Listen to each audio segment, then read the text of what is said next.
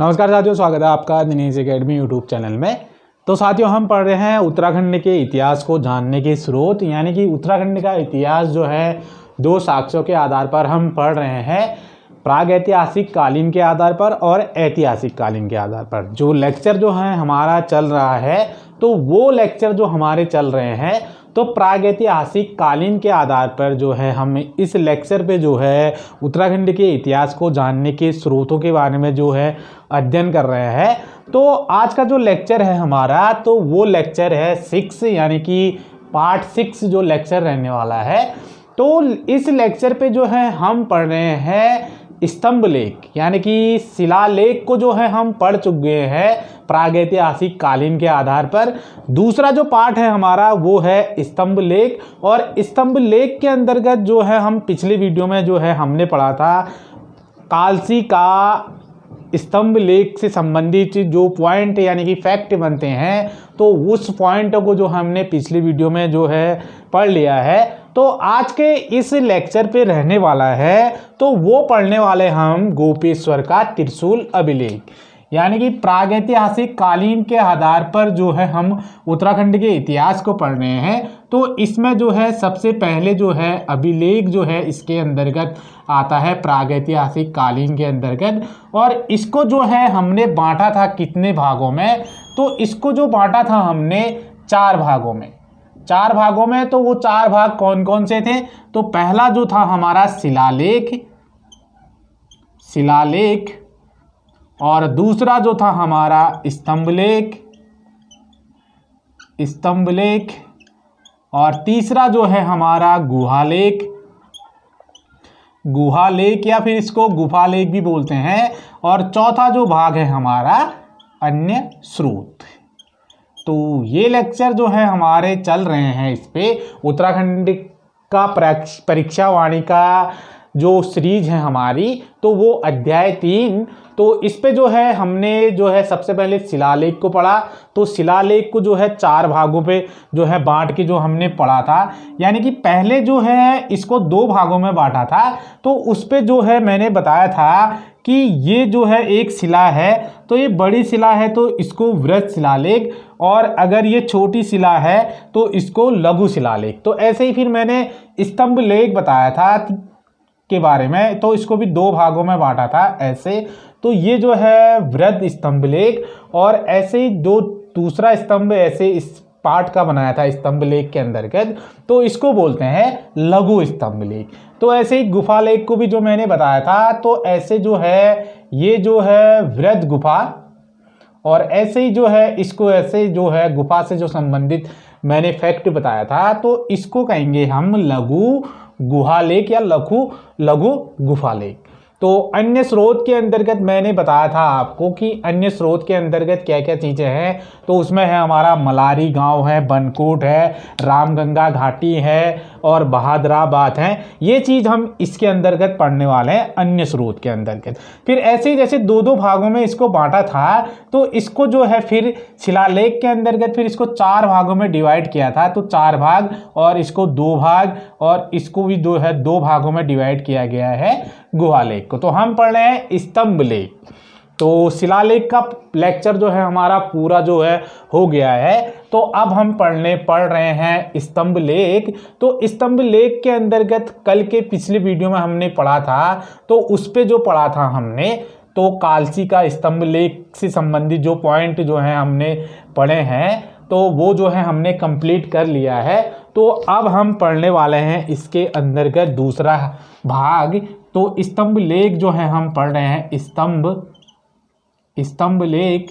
तो इसको जो है 2 भागों में बांटा था। तो पहला भाग था हमारा कालसी का स्तंभ लेख। तो ये चीज़ हम पढ़ चुके हैं कालसी का स्तंभ लेख। तो आज जो हम पढ़ने वाले हैं वो पढ़ने वाले हैं गोपेश्वर, यानी कि चमोली का गोपेश्वर त्रिशूल स्तंभ लेख। तो इससे संबंधित जो है लेक्चर आज हमारा है लेक्चर 6, उत्तराखंड का इतिहास प्रागैतिहासिक कालीन के आधार पर। तो देख लेते हैं, शुरू कर लेते हैं। तो इसमें सबसे पहले जो है देख लेते हैं चमोली का जो गोपेश्वर त्रिशूल अभिलेख है, इससे संबंधित फैक्ट क्या क्या बनते हैं तो देख लेते हैं। तो इस पे जो आज का हमारा रहने वाला है गोपेश्वर का त्रिशूल स्तंभ लेख या फिर इसको अभिलेख भी बोलेंगे। तो ये जो है प्रागैतिहासिक कालीन के आधार पर जो है हमारा भाग दूसरा है स्तंभ लेख। तो देख लेते हैं इससे संबंधित पॉइंट फैक्टों को देख लेते हैं क्या क्या जो है इससे संबंधित जो रहने वाला है। तो देख लेते हैं इसको भी हम जो है पहले भाग में हम जानेंगे, यानी कि गोपेश्वर का जो त्रिशूल अभिलेख है तो इसको जो है हम 3 भागों में डिवाइड करने वाले हैं। तो पहला जो भाग है ये, और दूसरा भाग जो हमारा रहने वाला है ये, और तीसरा भाग जो है रहेगा हमारा ये। तो पहले भाग पे हम जानेंगे कि ये क्या चीज़ है। तो सबसे पहले हम जानेंगे कि ये कहाँ पर स्थित है त्रिशूल अभिलेख, यानी कि कहाँ पर स्थित है। पहला जो है भाग इसके अंतर्गत ये पढ़ने वाले हैं, और दूसरा भाग हम पढ़ेंगे। तो दूसरा भाग जो रहने वाला है कि इसका प्राचीन नाम क्या है। तो प्राचीन नाम क्या है गोपेश्वर त्रिशूल स्तंभ लेख या अभिलेख का। तो उसके बाद इसके बाद जो तीसरा भाग रहने वाला है कि जानकारी। तो क्या क्या जानकारी जो है हमें जो है इस त्रिशूल स्तंभ लेख से प्राप्त होती है। तो सबसे पहले देख लेते हैं कि जो गोपेश्वर का त्रिशूल अभिलेख है तो वो उत्तराखंड के कौन से जिले पर स्थित है। तो ये जो स्थित है हमारा ये है चमोली जिले में। तो चमोली जिले के अंतर्गत जो है स्थित है हमारा कौन सा गोपेश्वर का त्रिशूल अभिलेख। तो उसके बाद अगले पॉइंट की ओर देख लेते हैं कि ये कौन सी जगह पर स्थित है। तो ये जो स्थित है हमारा गोपेश्वर में। तो गोपेश्वर में जो स्थित है हमारा ये त्रिशूल स्तंभ लेख। तो अब अगले पॉइंट की ओर लेके चलते हैं, अगले भाग की ओर चलते हैं गोपेश्वर का त्रिशूल स्तंभ लेख में। तो इसका प्राचीन नाम क्या है गोपेश्वर त्रिशूल स्तंभ लेख का। तो इसका जो प्राचीन नाम है हमारा तो वो जो है गोस्थल। तो गोस्थल के नाम से जो है इसको जाना जाता है। गोपेश्वर का जो त्रिशूल स्तंभ लेख है इसका प्राचीन नाम। तो अन्य जानकारी से संबंधित देख लेते हैं कि अन्य जानकारी क्या क्या है। तो ये चीजें हैं। तो यदि यानी कि जो गोपेश्वर है तो वो जो है हमारा चमोली जिले का जो है मुख्यालय है, यानी कि गोपेश्वर जो है चमोली जिले का जो है मुख्यालय। ऐसे ही फिर यानी कि उत्तराखंड में जो है 13 जिले हैं। तो 13 जिलों में 2 जिले ऐसे हैं कि जिनका मुख्यालय जो है अलग अलग जगह है। यानी कि जैसे हम बोलेंगे चमोली जिले का मुख्यालय कहाँ पर है तो वो है हमारा गोपेश्वर। ऐसे ही उधम सिंह नगर है तो उधम सिंह नगर जिला जो है तो इसका मुख्यालय जो है हमारा कहाँ है यूएस रुद्रपुर, यानी कि यूएस नगर, यानी कि उधम सिंह नगर का मुख्यालय रुद्रपुर और चमोली जिले का मुख्यालय कहाँ पर है गोपेश्वर। तो एक तो फैक्ट ये है, यानी कि 13 जिले हैं। तो 13 जिलों में से 2 जिले ऐसे हैं उत्तराखंड के कि जिनके मुख्यालय जो है हमारे अलग अलग हैं। तो आप देख लेते हैं अन्य जानकारी से संबंधित हमें जो है गोपेश्वर के त्रिशूल स्तंभ लेख से क्या क्या जो है जानकारी हमें प्राप्त होती है। तो सबसे पहले जो है जो ये गोपेश्वर का जो त्रिशूल स्तंभ लेख है तो यहाँ पर जो है एक क्या है मंदिर स्थित है। तो ये हम पढ़ रहे हैं अन्य यानी कि जानकारी से संबंधित।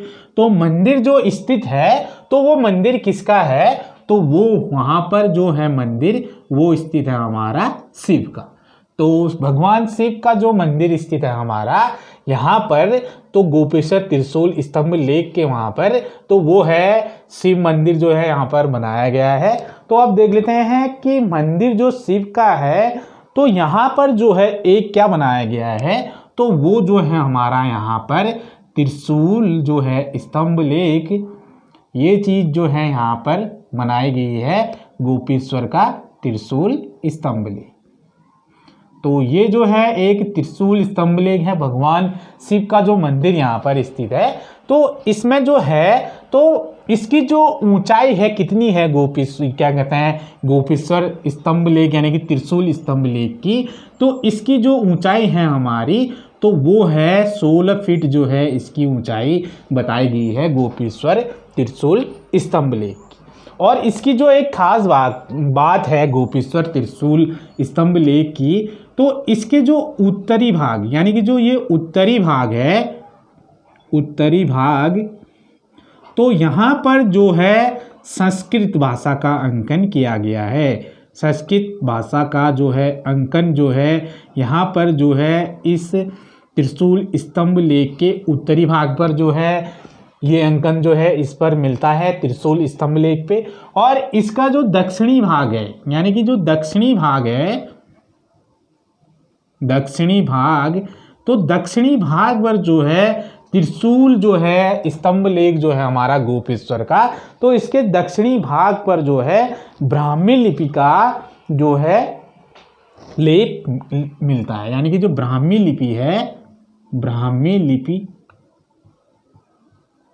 ब्राह्मी लिपि का जो है यहाँ पर उल्लेख किया गया है। यानी कि ब्राह्मी लिपि में जो है इस पे कुछ लिखा गया है इसके दक्षिणी भाग पर, गोपेश्वर का त्रिशूल स्तंभ लेक। तो अब देख लेते हैं इसी से संबंधित जो है त्रिशूल जो स्तंभ लेक है हमारा, तो इसको जो है अब हम बांटेंगे इसको। तो ये जो चीज़ है हमारी, तो इसको जो है हम बांटने वाले हैं दो भागों में। यानी कि इसको मैं ऐसे लिख दे रहा हूँ, यानी कि ये, यानी कि पहला भाग और दूसरा भाग, तो ये चीज़ें हैं। तो दो त्रिशूल स्तंभ लेक से देख लेते हैं कि दो भाग से हमें क्या क्या जानकारी मिलती है। तो पहली जो जानकारी हमारे पहले भाग पे देख लेते हैं, तो जो डोडी का शासक था, यानी कि डोडी का शासक अशोक चल्ल ने जो है 1193 ईस्वी में जो आक्रमण किया था, तो इसकी जानकारी जो है हमें प्राप्त कहाँ से होती है, गोपेश्वर के त्रिशूल अभिलेख से। यानी कि डोडी जो नामक स्थान है कहाँ पर पड़ता है, तो नेपाल में। तो नेपाल का जो शासक था अशोक चल्ल ने जो है 1193 ईस्वी में जो एक विजय प्राप्त की थी, तो उस विजय की प्राप्ति जो है हमें गोपेश्वर के त्रिशूल स्तंभ लेख से जो है इससे हमें जानकारी प्राप्त होती है। तो पहला पॉइंट देख लेते हैं कि इसमें जो बनेगा हमारा डोडी, यानी कि डोडी जो स्थान पड़ता है, डोडी जो कि नेपाल है, डोडी नामक स्थान, तो यहाँ जो थे हमारे अशोक चल्ल के द्वारा जो है 1191 ईस्वी में जो आक्रमण जो किया था अशोक चल्ल ने, तो इसकी जानकारी हमें प्राप्त होती है काय से, तो गोपेश्वर के आक्रमण की जानकारी जो है हमें गोपेश्वर के त्रिशूल स्तंभ लेख से प्राप्त होती है। डोडी नामक स्थान, यानी डोडी जो पड़ता है हमारा कहाँ, नेपाल का जो राजा था अशोक चल्ल। तो एक पॉइंट और इससे जो बनता है, तो जो गोपेश्वर का त्रिशूल स्तंभ लेख है, तो इससे जो है अशोक चल्ल का विजय अभिलेख बोला जाता है। इसको जो है अशोक चल्ल का, यानी कि इसको जो है अशोक चल्ल का विजय स्तंभ लेख भी बोला जाता है। विजय स्तंभ लेख भी जो है इसको बोला जाता है। यानी कि जो त्रिशूल स्तंभ लेख है, तो इसको जो है एक अन्य नाम से भी जाना जाता है, तो अशोक चल्ल का विजय स्तंभ लेख भी इसको बोला जाता है। तो अन्य जो है दूसरे भाग की ओर लेके चलते हैं, यानी कि जो त्रिशूल स्तंभ लेख है गोपेश्वर का, तो इसको दो भागों में हमने बांटा है। तो पहले भाग से जो है हमने ये जो है दो जानकारी हमें प्राप्त हुई है, तो अब अन्य जानकारी दूसरे भाग से देख लेते हैं। तो इससे जो है हमें नागवंश के 4 शासकों ने जो शासन किया था, तो उसकी जानकारी जो है हमें प्राप्त होती है किससे, गोपेश्वर के त्रिशूल स्तंभ लेख से। तो वो 4 शासक कौन थे हमारे नाग जाति के, तो सबसे पहला जो शासक था हमारा तो ये है पहला जो शासक है इसमें, तो वो है हमारा स्कंदनाग। तो उसका नाम है हमारा स्कंदनाग, पहला शासक है स्कंदनाग। तो ये पहला शासक था। और दूसरा जो शासक था हमारा, तो दूसरा शासक है हमारा वो था विभुनाग।